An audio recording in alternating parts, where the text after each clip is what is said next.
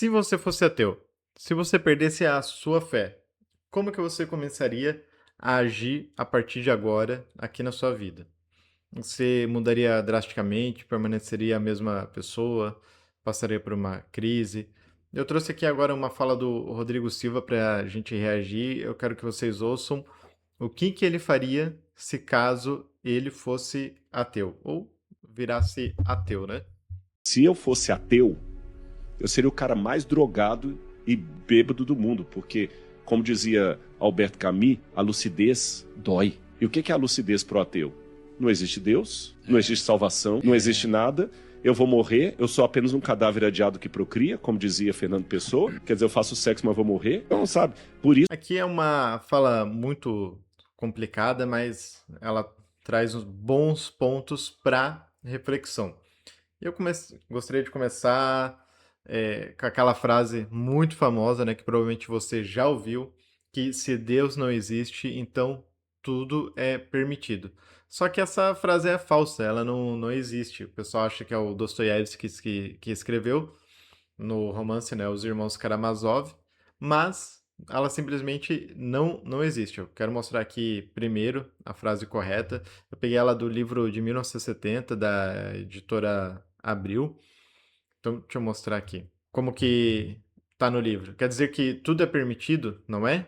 Ivan franziu o seio e empalideceu estranhamente. Ah, apanhaste ao voo aquela frase de ontem que tanto ofendeu Miusov e que Dmitri repetiu tão ingenuamente. Pois seja, tudo é permitido, já que se disse isso. E para mim essa frase do jeito que é feito, tanto a construção aqui do Dostoiévski quanto do Rodrigo Silva, ela acaba tornando o ateu uma figura caricata, porque já que tudo é permitido, porque não existe um julgamento no pós-vida, isso parece tirar o sentido de consequência, pois pode até haver algum julgamento humano, mas que importância esse julgamento tem na mente da pessoa que não acredita na eternidade? Então, o que acontece quando se cria essa caricatura do ateu é que o produto dela parece que é um ateísmo amoralista, sem moral nenhuma, sem consequência nenhuma, porque nada na vida faz sentido. E aqui o Rodrigo, que nem eu falei, ele acaba fazendo a mesma coisa, ele cria essa caricatura do ateu. Cria a imagem da pessoa que não vê valor no mundo e isso não poderia estar mais longe da verdade. E às vezes precisamos enxergar o que está implícito na fala. Eu vou colocar aqui o comecinho do vídeo novamente. Se eu fosse ateu, eu seria o cara mais drogado e bêbado do mundo, porque, como... Percebe aqui? O valor de algo para o Rodrigo nessa fala está ligado apenas à existência de Deus. Se ele ama a esposa, o filho, o pai, o amigo, o cachorro, não é pelo fato ali gerado na relação. É porque ele crê que no pós-vida ele será julgado e por isso ele deve seguir determinadas regras. Se de fato ele descobre que Deus não existe, no outro dia toda a moralidade, toda a civilidade, ele jogaria no lixo. Ele se tornaria a pessoa mais drogada e bêbado do mundo. E isso aqui eu tô só me inferindo, né, a fala dele aqui no vídeo. Não estou inventando algo. E é por isso que a gente precisa ter muito cuidado na nossa fala. E até parafraseando a própria Bíblia, a gente precisa meditar de dia e de noite. Lá na Segunda Guerra Mundial, lá não, né? Historicamente foi agora recente, faz pouco tempo. Existiu um ateu e homossexual chamado Alan Turing, que hoje ele é considerado o pai da computação moderna.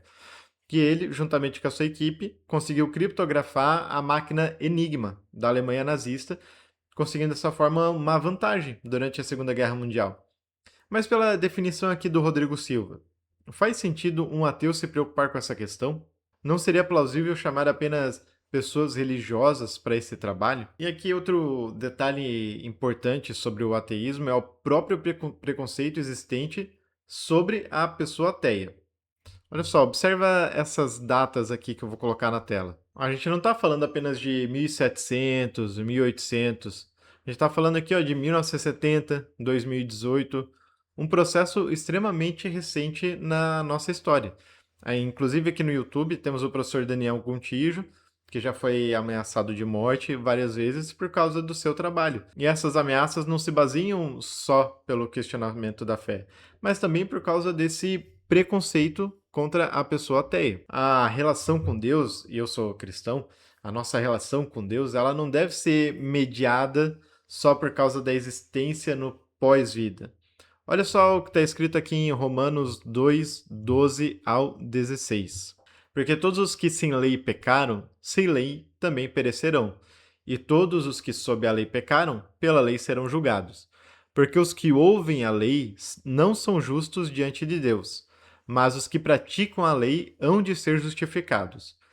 Porque quando os gentios que não têm lei fazem naturalmente as coisas são da lei, não tendo eles lei, para si mesmo são lei, ou os quais mostram a obra da lei escrita em seus corações, testificando juntamente a sua consciência e os seus pensamentos, quer acusando-os, quer defendendo-os.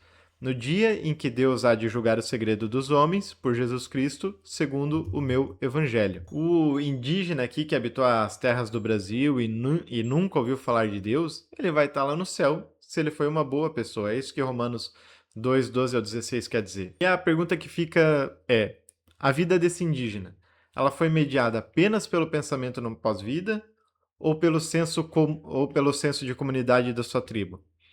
De cuidar do seu espaço, da natureza, da família, dos companheiros, pensando que esse é o legado que ele deixaria para as gerações futuras. E aqui não estou falando da religião do indígena, mas pegando esse versículo aqui sobre Romanos, o que esse indígena viveu dentro dessa comunidade, fosse ele religioso ou não, pensando ele no pós-vida ou não, se ele foi uma boa pessoa, ele vai ser salvo. Se não existisse Deus, você que está vendo esse vídeo e acredita em Deus, assim como eu, você deixaria de ser uma boa pessoa?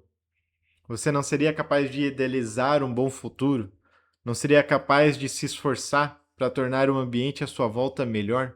No vídeo aqui o Rodrigo ele cita o Albert Camus, mas eu quero usar de exemplo outro existencialista, o Jean-Paul Sartre. Ambos foram contemporâneos. Quando um existencialista ateu fala no absurdo da vida, é em referência a que a nossa existência não faz diferença no universo. O sol ele não deixaria de nascer, a chuva não deixaria de cair, as folhas no inverno também cairiam e na primavera voltariam a nascer. É retirar todo esse protagonismo que o ser humano pensa exercer. Sartre ele reflete o seguinte: o nascimento e a morte são absurdos, pois não escolhemos a hora de nenhum dos dois. A vida o é, mas merece ser vivida. Ou, como viralizou recentemente com a atriz Fernanda Torres, a vida presta e muito. Realmente a vida presta. O absurdo está relacionado ao ser humano ser condenado a ser livre, a ter responsabilidade sobre as suas próprias escolhas, sobre entender que, mesmo que fosse imortal, ainda seria finito, pois a possibilidade de escolha significa a exclusão das outras. Ser bêbado e drogado, como o Rodrigo fala, é o exemplo da má-fé que Sartre reflete com a sua filosofia. A má-fé de tirar a responsabilidade de si e passar para um terceiro.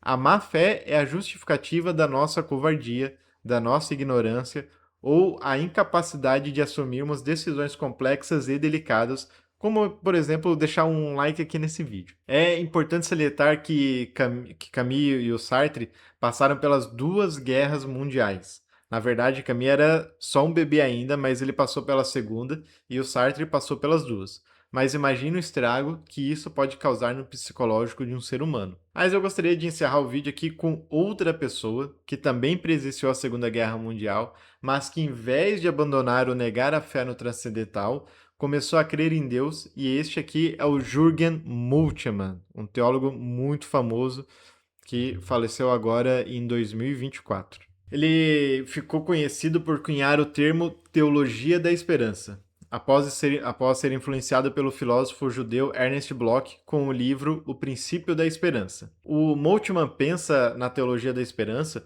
como uma resposta ao pós-guerra, a esperança na promessa de Cristo em um futuro melhor que nos faz seguir em frente, e esse futuro é tanto escatológico, ou seja, é tanto o fim do mundo, quanto um chamado para transformar o nosso agora, o nosso presente, tudo aquilo que está à nossa volta. A crença no pós-vida, ela não é um convite para nos afastar do mundo, da criação de Deus, mas é um convite para mergulhar no mundo e torná-lo melhor, mais harmonioso com as diversas formas de pensar.